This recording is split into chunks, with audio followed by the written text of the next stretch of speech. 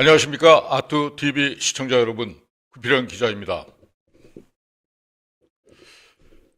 지난주 토요일 2월 28일이죠. 우리 한국 시간으로 오후 2시 30분, 이란 현지 시간으로 오전 9시입니다. 미국과 이스라엘의 연합 공군이 이란의 수도 테헤란을 비롯하여 이란 주요 전략 거점에 대한 대대적인 폭격을 감행하였습니다. 그 결과 하메네이 이란의 국가 지도자인 지난 38년간 철권 통치를 하였던 하메네이를 비롯한 국방부, 그 다음에 이슬람 혁명 수비대 최고 사령관 등 이란의 주요 최고 지도자들이 일거에 폭사당한 것입니다. 트럼프 대통령은 이에 대해 그의 플로리다에 있는 플로리다 마라라고 그의 사저에 차려진 워룸, 그러니까 전쟁 컨트롤 센터죠. 거기에서 직접 발표를 하였습니다. 이란의 주요 최고 지도자 40여 명 이상이 사망을 했다. 그리고 이란의 민중들은 지금부터 거리에 나와서 이란을 민주화시키기 바란다. 그걸 희망한다. 이렇게 직접 얘기했습니다. 이 화면에 보이다시피 eliminated, 그 다음에 하메네이가 이렇게 이제 초상화가 나와 있죠. eliminated, 제거됐다. 이런 식으로 해서 역시 이제 이것은 이 사진은 워싱턴 DC에 있는 이란 이민자들이 환호하고 있는 영상이 지금 나오고 있는데요. 이때 보시면 알겠지만은 하메네이뿐만 아니라 디펜스 디파트먼트, 이란의 디펜스 쪽에 있는 알리 사마니, 모하메드 파쿠르, 아미르 나시르 자메, 이런 주요 인사들이 완전히 제거가 된 것입니다. 근데 한번 생각해 보십시오. 어떻게 미국은 이렇게 어떻게 보면 이런 전쟁에 대해서 깔끔하게 다루는 표현이 맞지는 않을 수가 있습니다. 그러나 이 지난번 베네수엘라 마두로 대통령을 그렇게 가서 불과 몇 시간 만에 체포해서 미국으로 압송해 오질 않나. 그 다음에 요번에도 이 테헤란 현지 시간으로 오전 9시에 폭격을 해서 단 10분 만에 그 현지 지도자 40명을 완전히 40여 명이 일거에 폭사시켜버린 것입니다.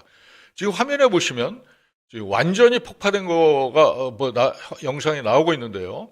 그러면 한번 생각해 보시길, 어떻게 미국은 그 40여 명이 어떻게 한 자리에 그 시간에 모였고, 어떻게 얼마나 정확한 폭탄은 유도 미사일을 쐈길래 저렇게 한 번에 모든 상황을 정리할 수 있었을까 하는 그런 의문이 들지 않으셨어요? 지금 제가 그 후로 3월 2일에 제가 그 기사에 대해서 썼는데, 그 기사는 뭐를 갖고 썼냐면, 제가 팔란티어라고 하는 인공지능 소프트웨어 회사와 그 부사장과 작년 10월에 우리 국가정보원, 우리 국정원에서 주최한 심포지엄에서 만나서 인터뷰할 기회가 있었습니다. 그래서 팔란티어의 제 기사가 지금 떴군요. 이 기사를 보시면 제가 이제 인터뷰한 내용이 쫙 나오는데 쭉 나옵니다. 근데 그 기사를 보시면 이 팔란티어의 이제 크리스 부사장하고 얘기를 해보면, 이 크리스 부사장은 뭐라 그러냐면, 그때 당시 이랬어요. 벌써 다가오는 전쟁은 과거처럼 무기와 병력을 단순 투사하는 것이 아니고 우주, AI, 인공지능, 그다음에 정보 분석, 그다음에 사령부가 주관하는 특수작전이 동시에 가동되는 통합작전이다라고 설명을 하였습니다. 이 가운데 이 팔란티어사는 무슨 일을 하냐면 빅데이터 처리죠. 라지 랭귀지 모델이라죠. LLM, 라지 랭귀지 모델, LLM을 처리하고, 그 다음에 처리를 어떻게 하냐면 인공지능 프로그램을 씁니다. 그 분석 시스템을 써서 하는데, 그 여러 가지 정보 데이터는 여러 분야에서 오죠. 공중에서도 위성에서도 오고, 그 다음에 지상의 휴민트에서도 옵니다. 그 다음에 하늘, 공군기의 리코니센스, 그러니까 일종의 이제 정찰기죠. 그쪽에서도 오고 여러 엄청난 자료가, 정보가 쏟아지거든요.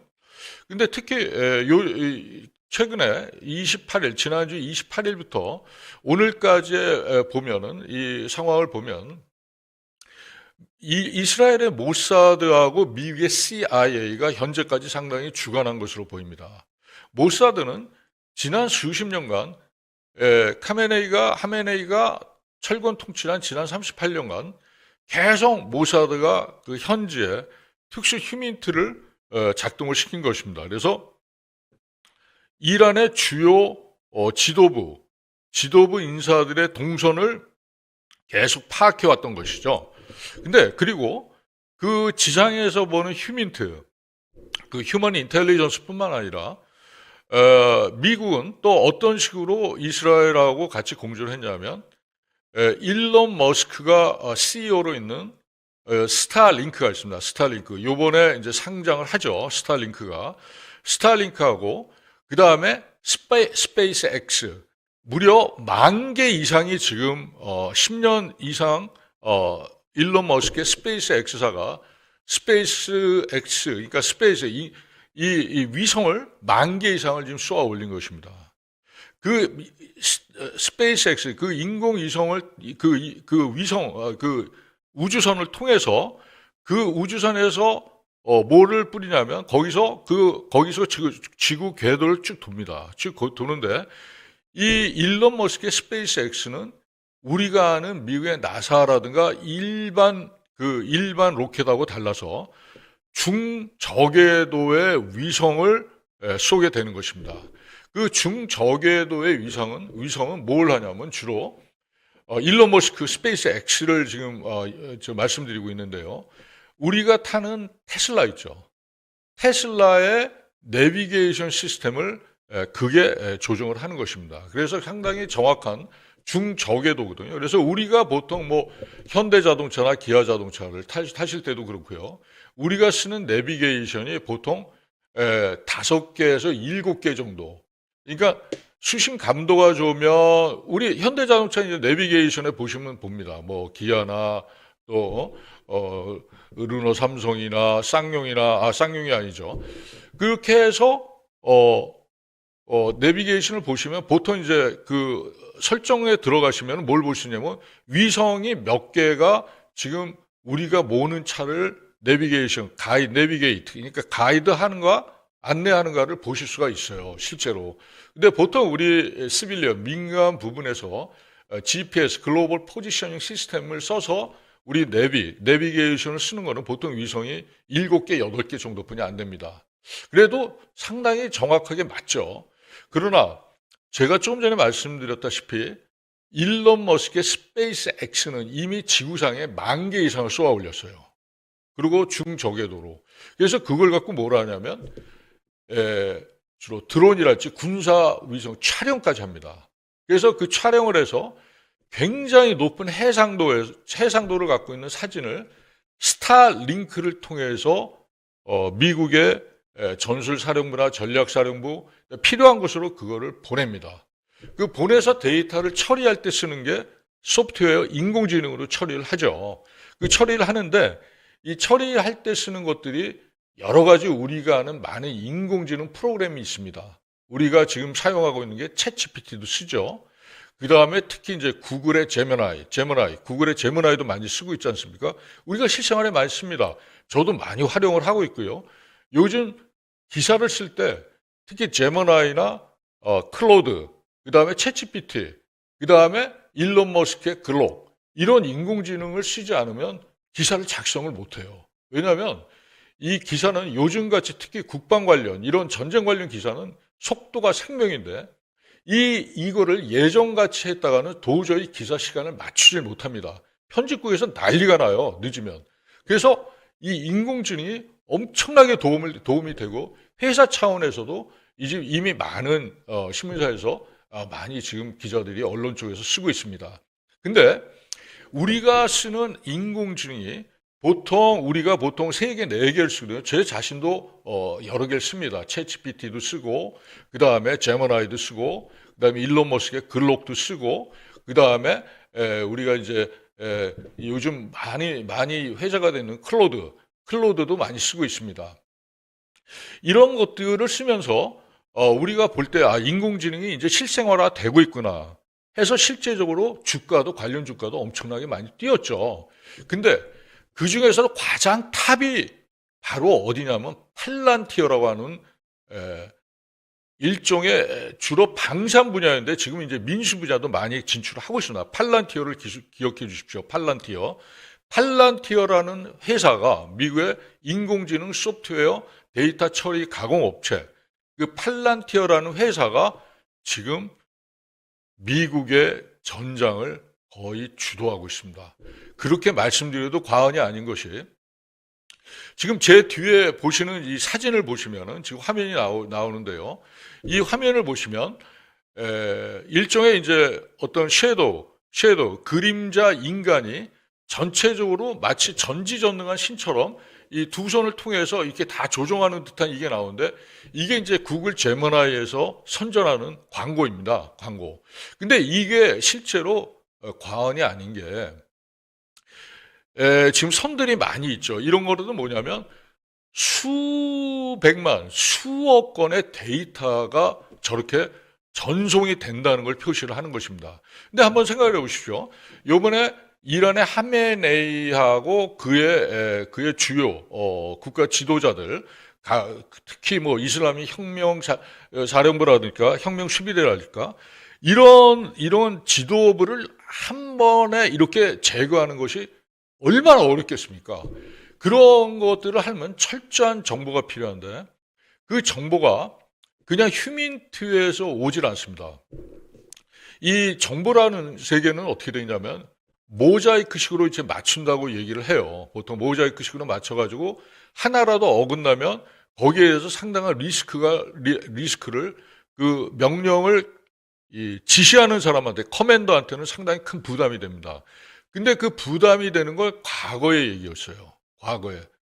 왜냐하면 안 보였기 때문에 철저히 휴민트나 인공위성, 일종의 이 고고도 인공위성 정확하지 않고 그 사진 자체가 이렇게 정확하지 않거든요. 그런 것들에 의존해서 결정을 내려야 했는데 최근 3, 4, 5년간에 걸쳐서 이게 너무나 혁명적으로 개선이 됐습니다. 그래서 요번에 특히 이제 요번에 이란의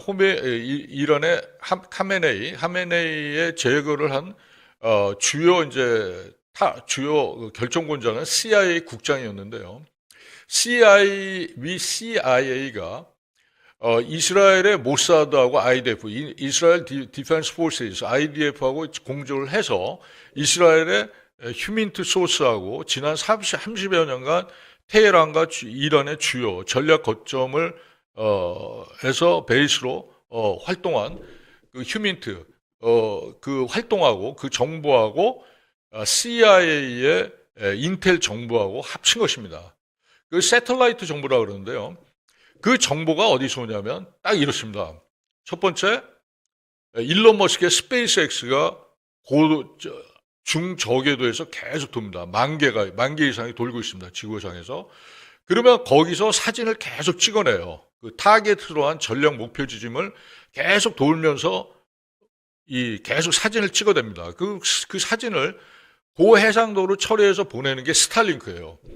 그 스타링크가 요번에 상장을 하죠. 잘 기억해 주십시오. 그 상장이 들어가면 어마무시합니다. 그것도 뭐 시가총액이 단번에 뭐 2,500조 이상 될 겁니다. 미국 나스닥 시장에서요. 그래가지고 그 스타링크로 해서 그 사진을 전송을 하지 않습니까? 그러면 이스라엘 모사드가 운영하는 휴민트 조직하고 이란 내 첩보 조직이죠. 이스라엘의 모사드가 운영하는 이란 내 첩보 조직입니다. 현지 첩보 조직입니다. 거기에 휴민트 정보하고 스타링크에서 보내는 항공, 위성 정보하고 합쳐서 데이터를 처리하는 것이 바로 팔란티어사의 인공지능이 그거를 처리하는 것입니다. 그걸 팔란티어의 AIP라고 하는데요. AIP는 PAIP라고 하는데 팔란티어 AI, Artificial Intelligence, 그러니까 인공지능 플랫폼이라고 합니다. AIP.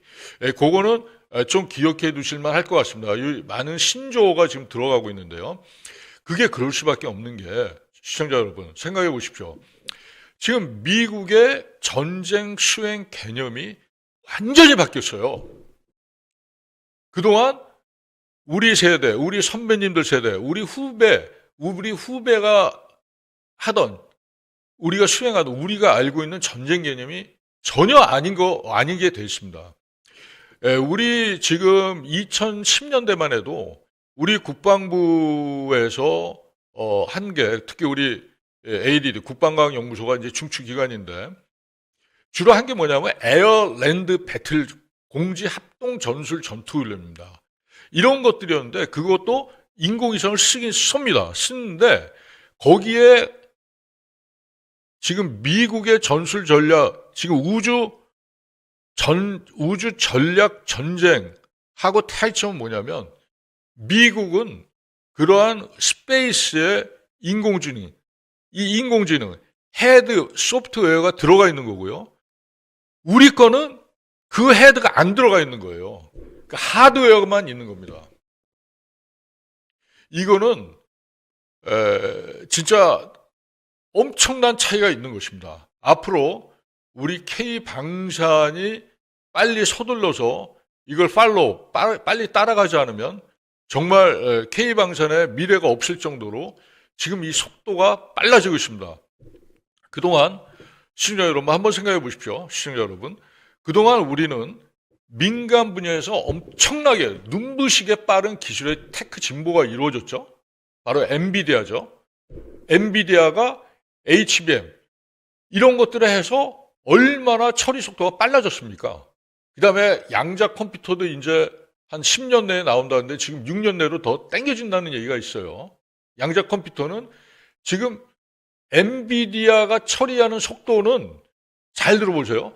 엔비디아가 지금 처리하는 속도는 우리가 기존에 사용하였던 이런 컴퓨터들 속도보다 엔비디아 칩이 들어가 있는 HBM 칩이 들어가 있는 컴퓨터는 이런 우리가 지금 현재 사용하고 있는 컴퓨터보다 1000배, 10,000배가 빠릅니다. 그래서 칩 하나가 얼마냐면 7천만 원이죠. 8천만 원. 지금 1억까지 가는 거예요. 그거를 우리 정부에서 뭐 5만 개를 확보했다 이렇게 지금 얘기를 하고 있지 않습니까?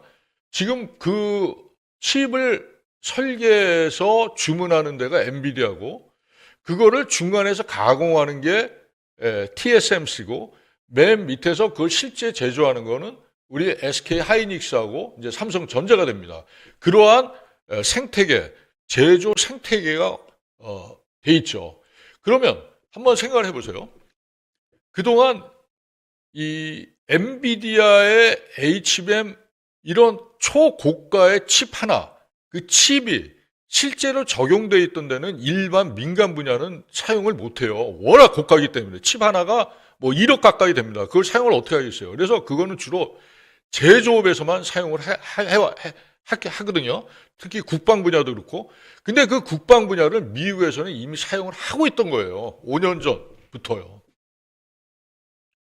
굉장하지 않습니까? 어떻게 활용을 했냐? 그 HBM, 그 엔비디아 거를 그 칩을 누가 사냐면 팔란티어사가 삽니다. 팔란티어사가. 그 팔란티어라고 하는 인공지능 소프트웨어 데이터 처리 회사가 삽니다. 그 HBM 그 고가의 컴퓨터 칩을 수십 개, 수백 개를 사가지고 이 팔란티어라는 회사가 뭘 하냐면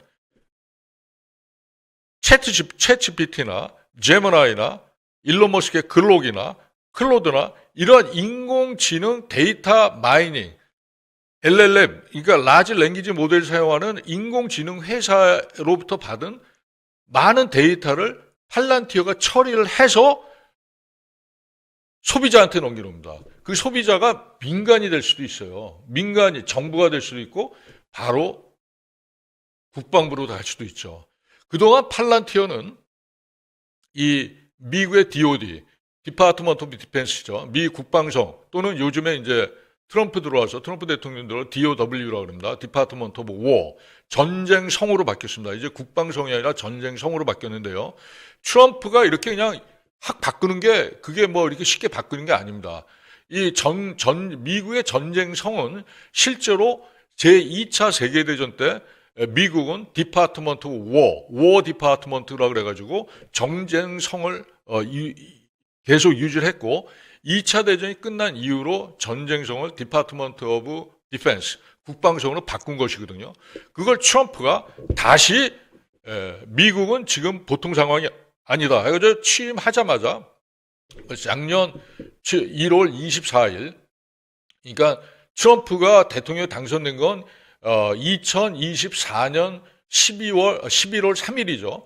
그리고 대통령에 취임한 건 2025년 작년 1월 24일인데 1월 24일에 취임하자마자 국방부를 디파트먼트 오브 디펜스를 디파트먼트 오브 워 전쟁성으로 바꾼 것입니다. 그 후로 트럼프는 왜 평화를 유지한 그리고 자기가 다 전쟁을 끝내겠다고 하지 않았습니까? 선거 공약이 우크라이나전도 끝내고 중동전도 끝내겠다 그렇게 왔는데 그런데 디파트먼트 워라는 건 뭐 왜 다 이름을 그렇게 해줬냐면 트럼프는 고등학교를 우리나라 그 군사 고등학교 같은 데 나왔어요. 필라델피아에 있는 거기서 나와서 이 사람이 특히 주특기가 뭐냐면 손자병법입니다. 트럼프가 지피지기 백전백승 승리를 하려면은 먼저 자기가 힘이 있어야 된다. 그걸 확고하게 갖고 있는 사람입니다. 트럼프 대통령은. 그래서 이분은 트럼프 대통령은 그래서 굉장히 디파트먼트 워로 바꾸고 미국의 적은 세계의 적이다. 미국의 적은 자유시장 민주주의 체제의 적이다라고 딱 못을 박은 거예요. 그래서 그 타겟이 어디냐면 바로 이란이었습니다. 이란이요. 보통 미국의 적이 아닙니다. 왜냐? 기억나시겠어요? 예전에 이란 호메이니가 1979년도 하면서 미 대사관원들 200몇 명이 그대로 그냥 거기서 잡혀버린 겁니다. 그리고 모든 치욕을 거기서 미국한테 엄청난 치욕을 줬어요. 그래서 지미 카터 대통령이 보통 미국의 대통령은 보통 2선을 하지 않습니까?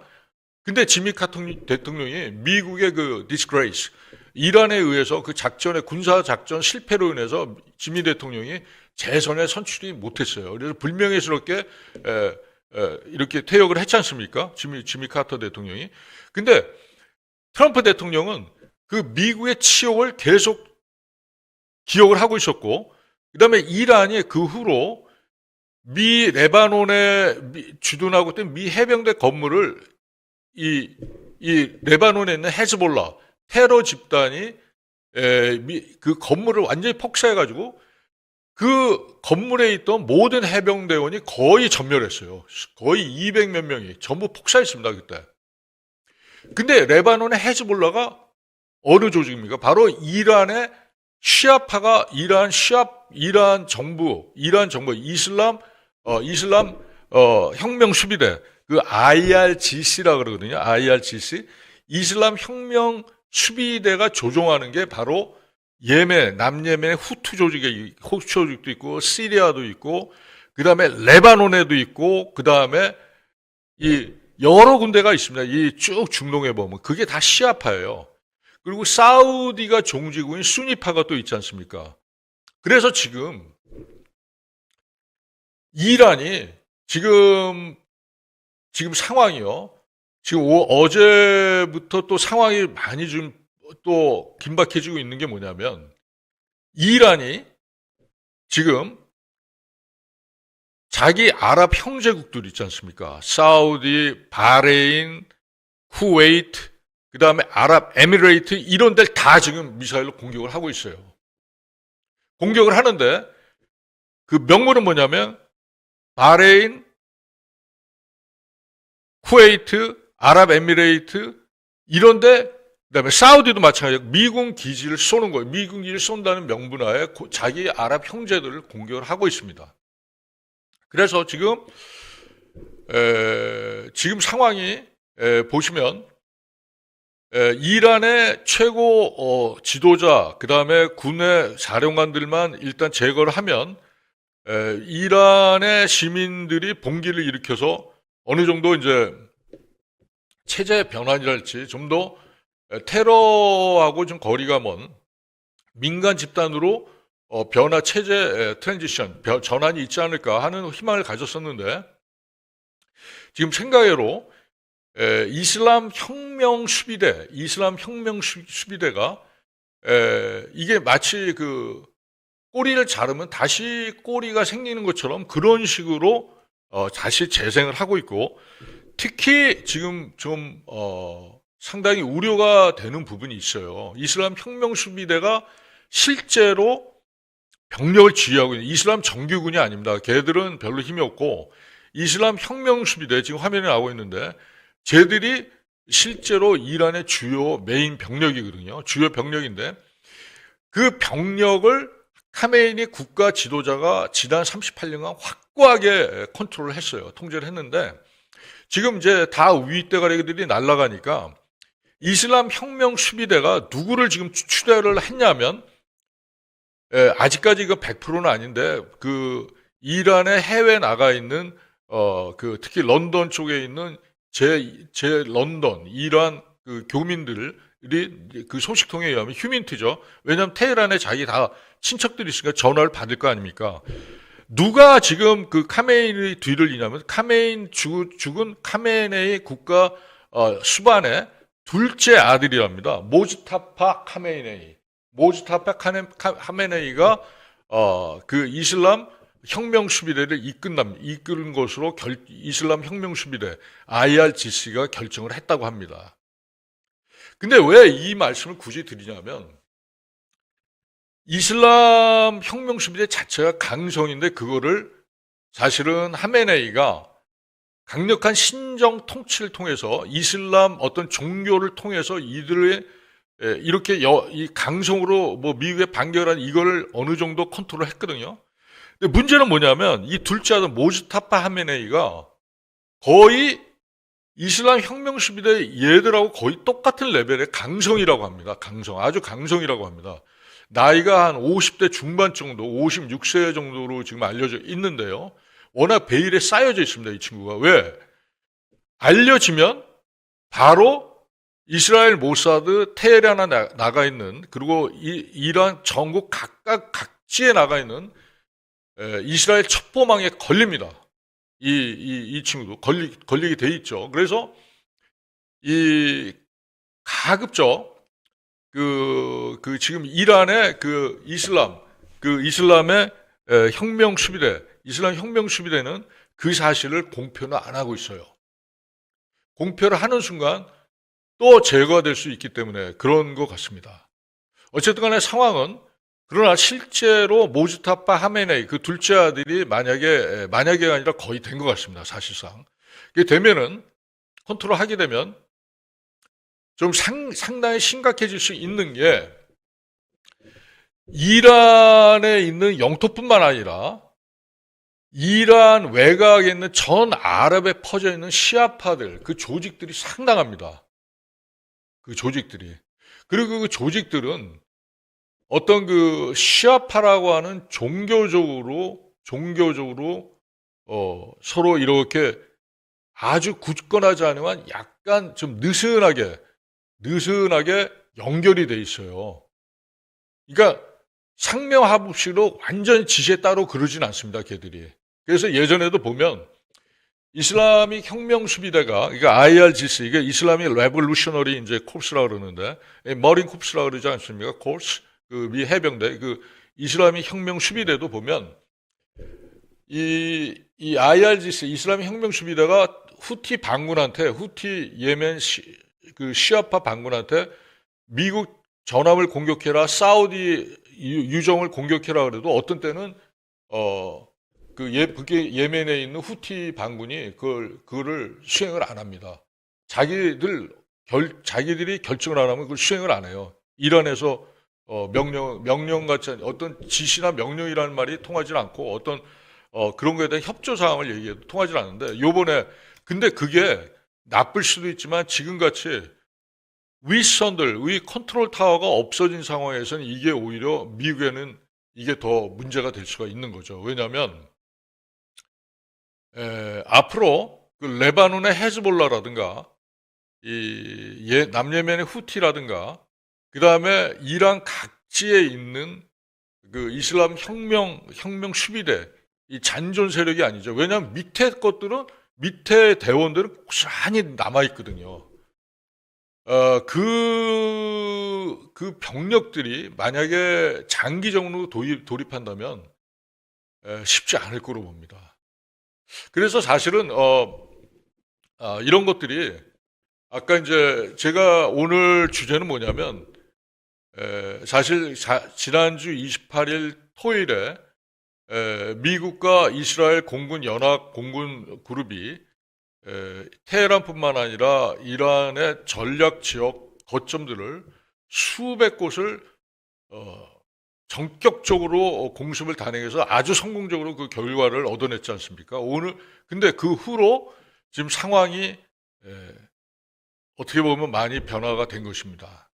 근데 트럼프는 당시에는 말을 하고 보면은 그런 얘기는 이제 컨펌은 안 했지만 자기 본인도 확증을 안 했지만 두 가지 목표가 있었던 것 같습니다. 당시에는 트럼프가 두 가지 이란의 그 최고 지도부를 완전히 없애고 두 번째는 이란의 주요 전략 거점 특히 미사일 제조 기지라든가 그다음에 미사일 탄도탄 그다음에 드론 제조창 이런 데를 완전히 제거한다.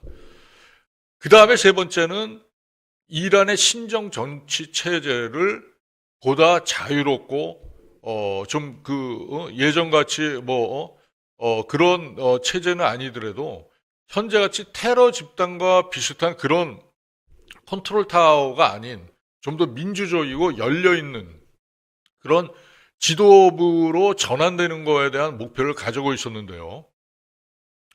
만약에 이 이슬람 혁명 수비대가 힘이 약화되지 않고 이슬람의 최고 지도부가 없어지기 전과 같은 동등한 거의 힘은 있는 거거든요. 지금 현재 그 윗대가리만 없는 거고 하부조진 그대로 있어요. 지금 공격하는 거 보세요. 지금 그게 만약에 존재가 하게 되면 체제 붕괴라든가 이건 쉽지 않다고 지금 외신에서도 많이 나오고 있습니다. 워싱턴 DC의 많은 싱크탱크에서도 그 중동 문제 전문가들도 CNN하고 오늘 방송을 해서 계속 모니터링을 했는데 CNN이나 뉴욕타임스나 그다음에 워싱턴 포스트나 이런 데서 보면은 체제가 바뀌는 게 쉽지 않다. 그리고 영국의 가디언이나 더 타임스 네 봐도 지금 체제 전환은 쉽지 않다. 이렇게 지금 예상을 하고 있습니다. 사실 12월에 한메네이는 이란 민중을 지금 한 2만 5천 명 이상을 무차별로 살상을 했어요. 런던이나 워싱턴에 나가 있는 이게 한국에도 있는 이란 망명자들 얘기를 들어보면 5만 이상이 그때 죽었다 이렇게 얘기를 했는데 이게 38년 이상 그 철권 통치했고 이슬람의 혁명 수비대라는 그 존재 자체가 워낙 강력하다 보니까 현 상황에서 과연 그 이란의 내부 봉기가 일어나서 민주 체제로 전환될 것인가 이거는 이게 현재로서는 상당히 앞이 안 보이는 상황이라고 솔직하게 말씀드릴 수밖에 없어요. 왜냐하면 이럴 경우 어떻게 보면 이란 대통령은 미국이 살려놨거든요. 특히 이스라엘 살려줬습니다. 이스라엘 대통령은 살아있어요. 그 대통령이란 게 이란은 별로 힘이 없어요. 힘이 없는 거랑 똑같습니다. 근데 그 사람이 영어도 잘하고 좀 서방에 많이 노출이 됐던 사람이거든요. 그래서 그 사람을 살려뒀는데 이 사람도 이게 이슬람 혁명 수비대의 꼭두가시처럼 돼가지고 현재 계속 악쓰고 있는 거죠. 거기서. 그 외교부 장관도 그렇고요. 지금 악쓰고 있습니다.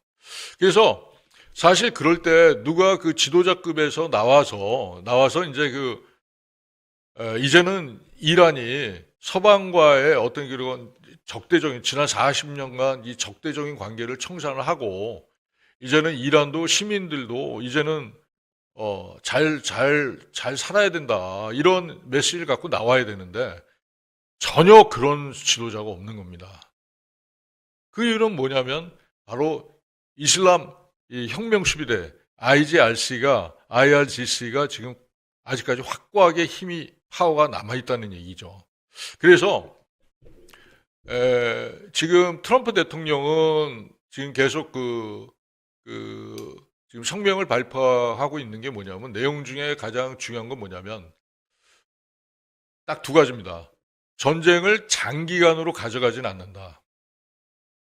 두 번째는 지상군을 파견할 수도 있다. 그러나 우리는 이 지금 이란에 대한 공격을 3주에서 4주 이상 가져가고 싶지 않다. 이렇게 지금 메시지가 나오고 있거든요. 그 얘기는 뭐냐면 이겁니다. 향후 3주에서 4주 동안 엄청난 양의 폭격은 계속 될 거예요. 그러니까 순항 미사일이랄지 그다음에 그러니까 이 US 네이비, 그러니까 미국의 알레이버크 구축함에서 쏘는 순항 미사일, 그다음에 탄도탄, 이스라엘 쏘는 탄도탄, 그다음에 공중발사 에어 런치드 벨리스틱 미사일, 공중발사 함대지 미사일 이런 것들로 계속 핀포인트 공격을 가져가겠죠. 그러나 지상군 파견은 쉽지 않을 듯하게 보입니다. 해도 굉장히 국지적인 가령 핵시설이랄지 아니면 이제 드론 제조 시설이랄지 어떤 핵심적인 전략 시설에 대한 파괴가 여의치 않을 때는 그때만 이제 특수군을 보낼 수가 있을 것 같지 그 이상인 어렵지 않나 하는 생각이 듭니다.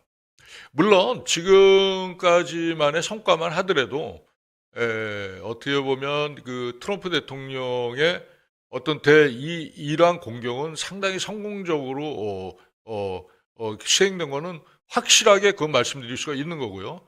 두 번째는 뭐냐면 미국이 그럼 3, 4주 동안 계속 이렇게 핀포인트 그러니까 서지컬 스트라이크라고 그러거든요. 이게 가능할 것인가에 대해서 이제 우리 시청자 여러분들께서 궁금해 하실 수가 있어요. 그러나 미국은 제가 오늘 방송 생방 초반에 말씀드렸다시피 우리가 생각하는 전쟁하고 지금의 전쟁은 수행 개념이 완전히 차원을 달리한다는 것입니다. 바로 팔란티어사가 바로 제머나이라든가 일론 머스크의 이제 글록 같은 인공지능과 합쳐서 그 다음에 현지의 이 휴민트 정보와 합쳐서 가장 강력한 공격을 가장 짧은 시간에 가장 정확한 곳에 투사를 할 수가 있습니다. 미국의 공격력은 그렇습니다. 거기까지는 현재 가능한 것입니다. 그러나 가령 체제 전복이랄지 이런 것들은 안에서 미국이 어떤 점령을 한다든 그런 개념은 아닌 것이죠. 그런 것들은 그 나라 이란 국민들이 해결해야 될 몫으로 사료가 되고 트럼프 대통령도 그렇게 얘기를 한 것입니다. 물론 이제 미국의 피터 헥세스 국방장관의 경우는 지상군 병력을 파견할 수 있다고 몇 차례에 걸쳐서 얘기를 한 바 있는데 그거는 제가 보기에는 지상군 병력 파견은 좀 더 두고 봐야 될 것이 아닌가. 왜냐하면 미국은 지상군 병력 파견에서 최근에 어떠한 재미를 본 적이 없어요. 거의. 그래서 사실 우크라이나도 미군이 파견된다 한다 했지만 단 한 명도 파견된 적이 없어요. 우크라이나도. 그러나 우크라이나가 지금 되게 잘하고 있지 않습니까? 러시아에 대해서 어떻게 잘하고 있어요? 우크라이나 2,500만 명대 러시아 1억 2천만 명이에요. 인구가 5대 1뿐이 안 돼요. 5분의 1뿐이 안 돼요. 그리고 군사력도 100분의 1뿐이 안 됐어요. 우크라이나가.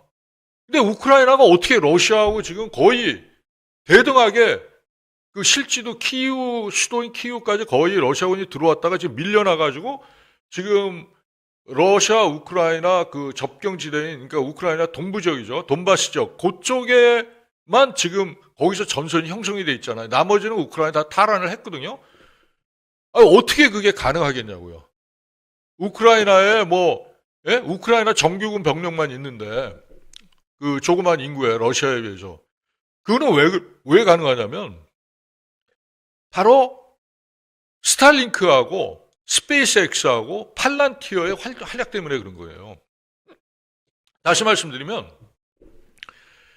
제공권을 미국이 러우 전쟁에서 우크라이나 전선의 제공권을 미국이 100% 갖고 있어요. 우리가 가만히 보시면요. 2022년 2월 24일에 러시아가 우크라이나를 침공했잖아요.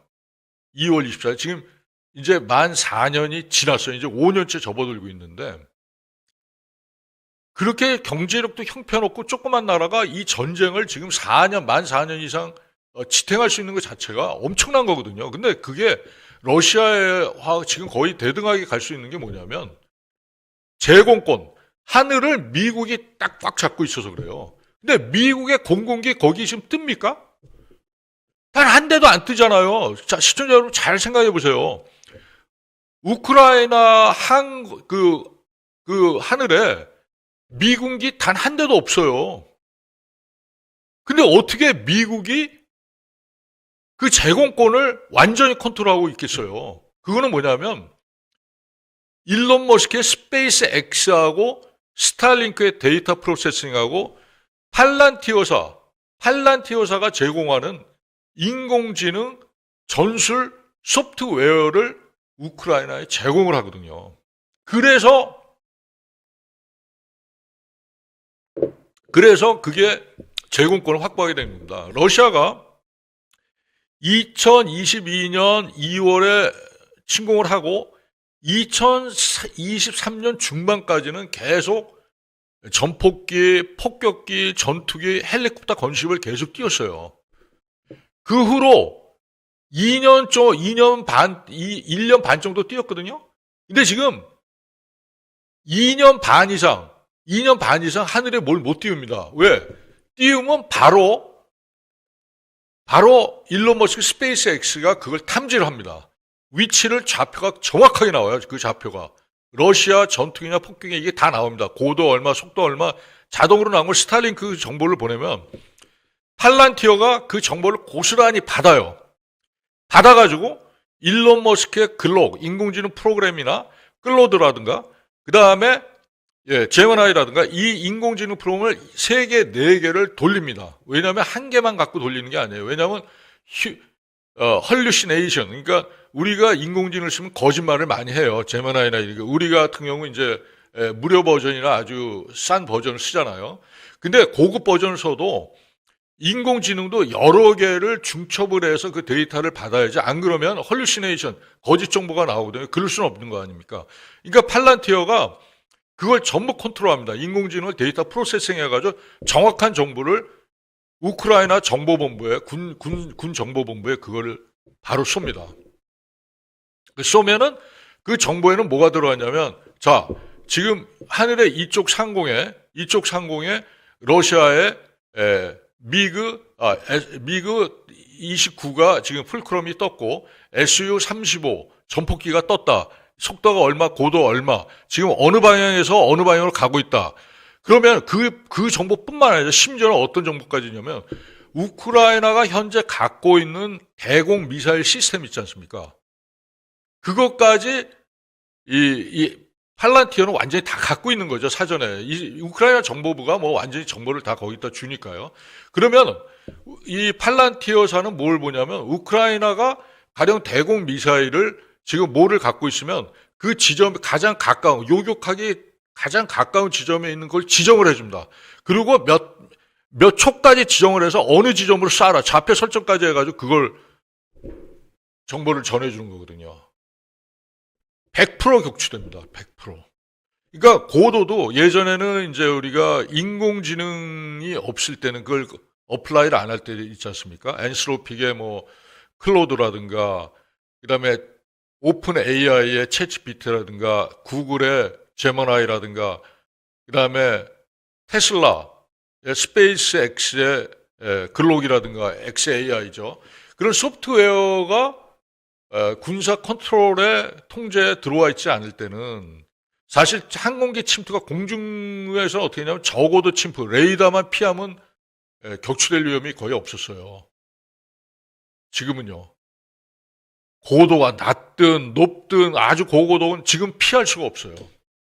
왜냐하면 인공위성은 일론 머스크의 스페이스X 40개가 돌아다니면서 그걸 다 체크하고 있는데요. 뭐 그물망처럼.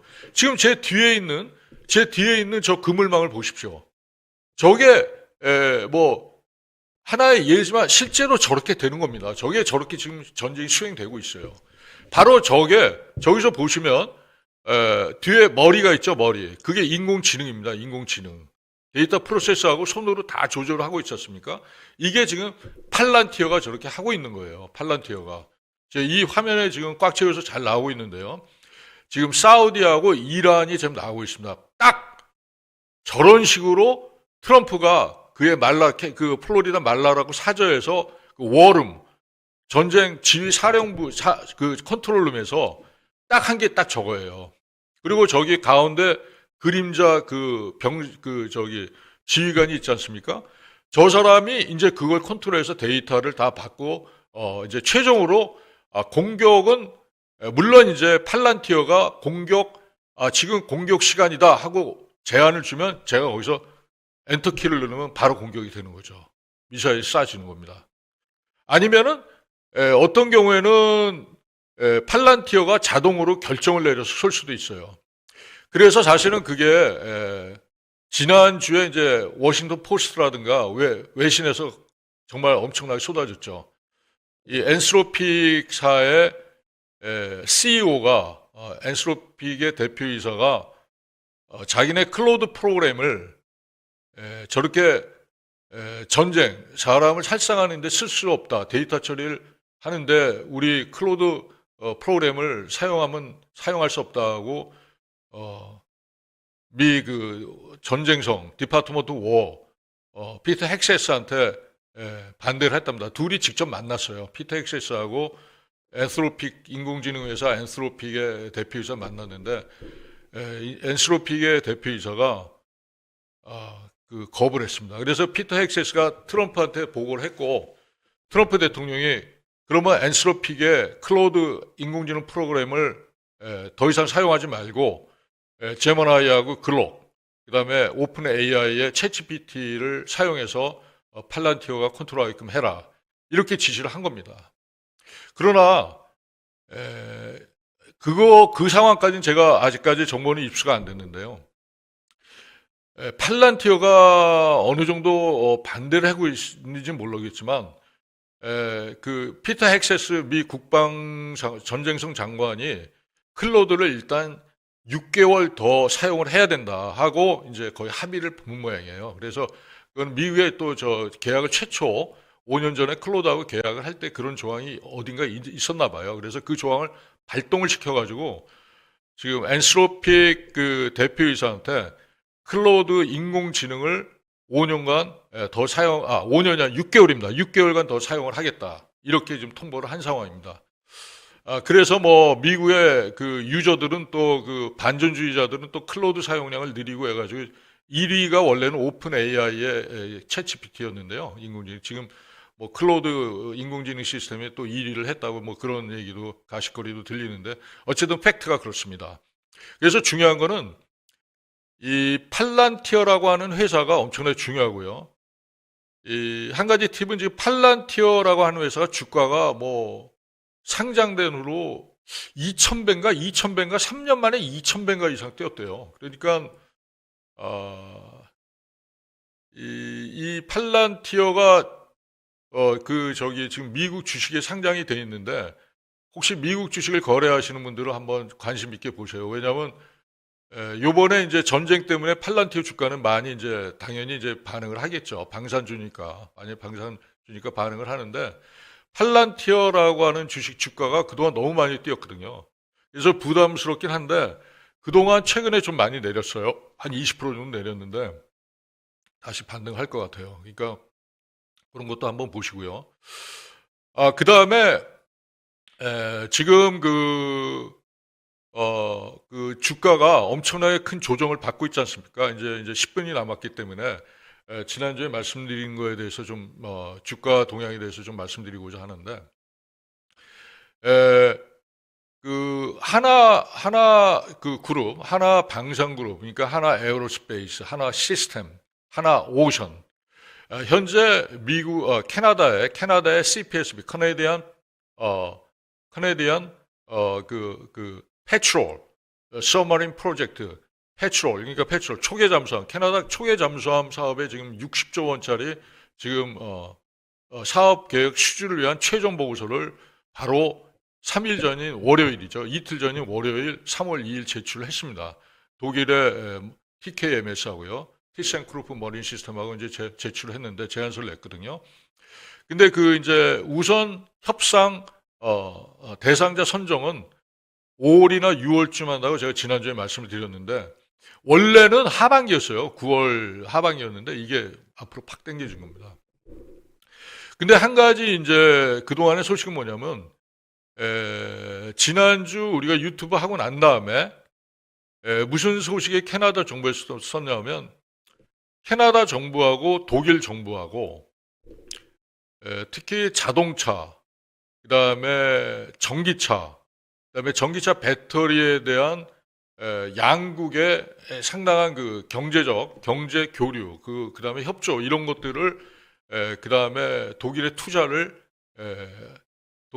대해서 서로 각서를 교환한 모양입니다. 그래서 일부 지금 언론에서는 아마 그런 것들이 뜰 거예요. 이거 물 건너갔다 이런 얘기가 뜰 수가 있는데 제가 높아심에서 말씀드립니다. 제가 현대차 그룹에서 국제개혁을 엄청나게 한 사람입니다. 왜냐하면 제가 국제금융과 IR 쪽에 임원으로 있었어요. 국제개혁을 많이 했는데 이건 캐나다가 걔네 인더스트리얼 베네피트라고 그러죠. IB 쪽의 베네피트, 투자를 자기네가 60조 원을 쓰지 않습니까? 10년 이상 60조 원을 쓰니까 그 이상의 투자를 받으려고 하는 거예요. 캐나다가. 그러니까 독일하고 한국의 양쪽에서 지금 그 이상 거의 배로 받아먹을 것 같아요. 캐나다가. 사실 입장 바꿔놓고 생각하면 걔네가 참 잘하는 거죠. 캐나다 애들이. 왜냐하면 캐나다가 프랑스하고 영국 애들 양쪽 피를 갖고 있어요. 걔네가 하이브리드입니다. 캐나다 애들이. 뭐 미국은 더하죠. 거기 완전히 인종의 용광로니까.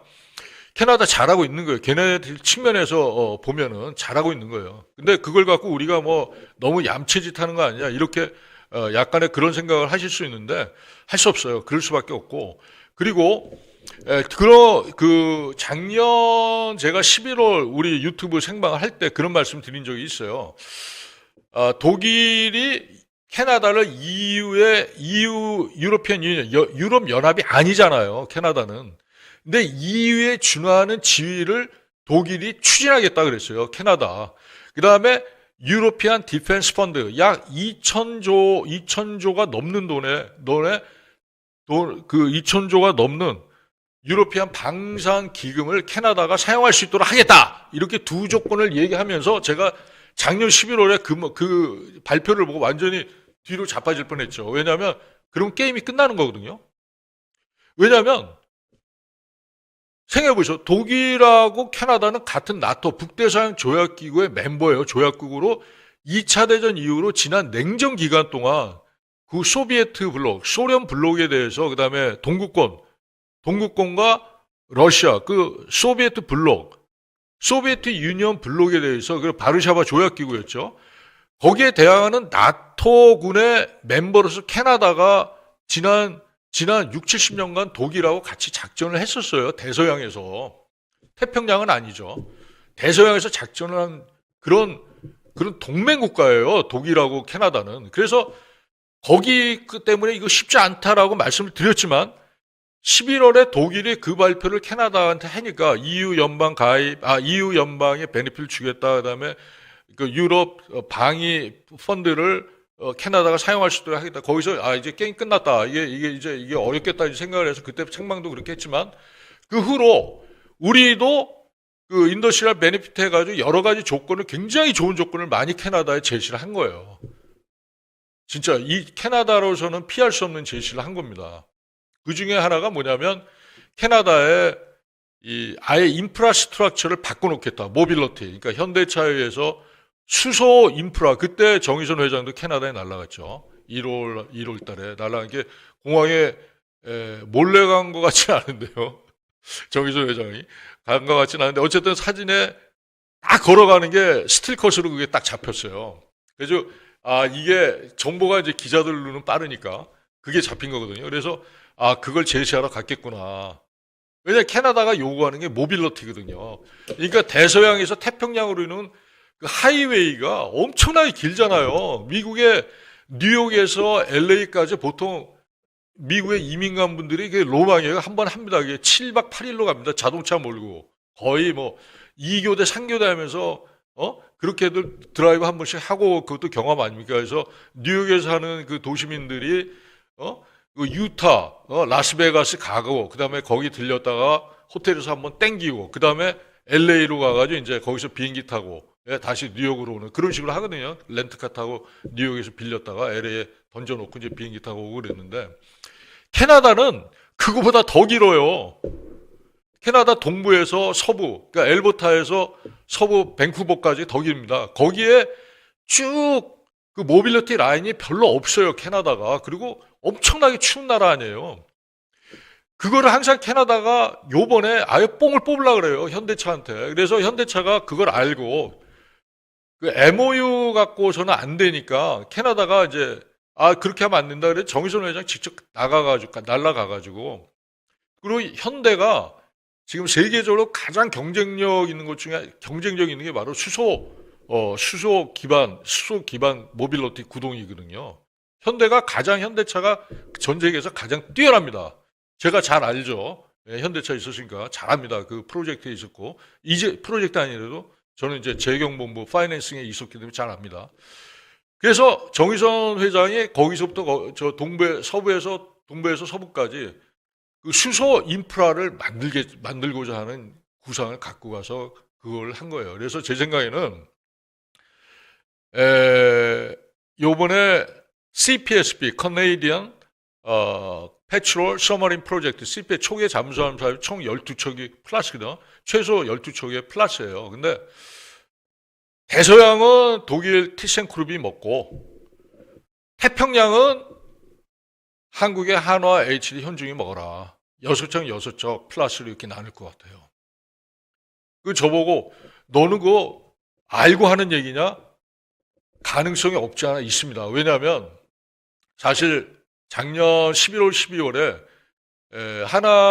우리 한국 측이 전혀 가망성이 거의 뭐 10대 90으로 제가 지난주에도 말씀드렸잖아요. 45대 55로 우리 정부도 보고 있다고. 45가 한국 사이드입니다.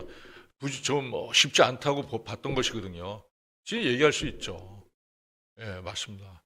근데 현대가 그렇게 나오고 그다음에 포스코 그다음에 뭐 대한항공, MRO 뭐 여러 가지 그냥 얼마나 많은 제시를 했어요, 우리가. 하나는 또 그룹 전체적으로 다 나가고 디펜스 시스템 뭐 탱크 뭐 다 나가고 현대 또 정의선 회장 나가면 그 로템도 있잖아요. 탱크 뭐 기동화 장비 다 되지 않습니까? 현대하고 하나가 안 되는 게 어디 있어요.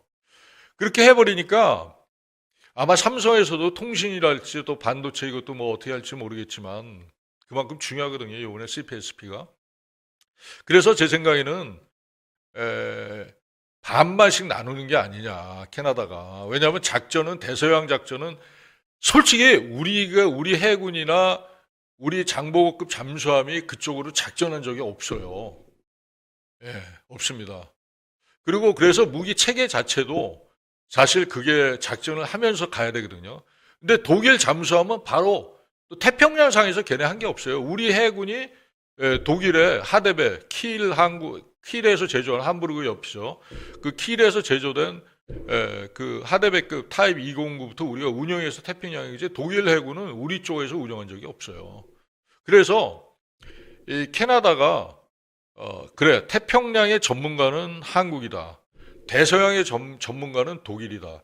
나눠서 갈 가능성이 높습니다. 그리고 또 하나 그러면 캐나다가 그 양쪽 장비를 운영하는 그 로지스틱 그러니까 군수 지원이 얼마나 힘들겠냐?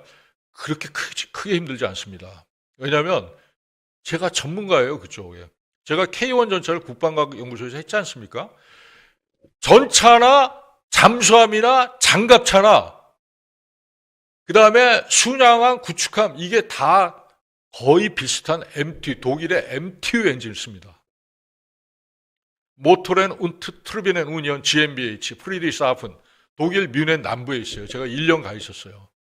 그래서 그리고 우리 타입 걔네가 지금 독일 TKMS가 캐나다에 제시한 타입 212CD형이나 우리 거하고 보면 우리 장보고함이 확장된 거거든요. 우리는 장보고함이 그게 배치 3가 2층이에요. 안에가 선체가 2층. 제가 직접 들어가 봤어요. 1층하고 차원이 다르게 이제 호텔급이라는 게 사실 맞는 얘기예요. 그게 틀린 얘기 아니에요. 그러니까 209 들어가면 1층에 1층 그리고 원통으로 해서 지금 내로 굉장히 좁고 가깝해요. 가깝한데 이 배치 장보고 3 배치 2는 2층에 2층 이게 복층에 복층 잠수함 내부가 훨씬 넓어요. 훨씬 넓고 스페이셔스하고 호텔급이 맞습니다. 캐나다 애들 덩치 장난 아니거든요. 장난 아니거든요.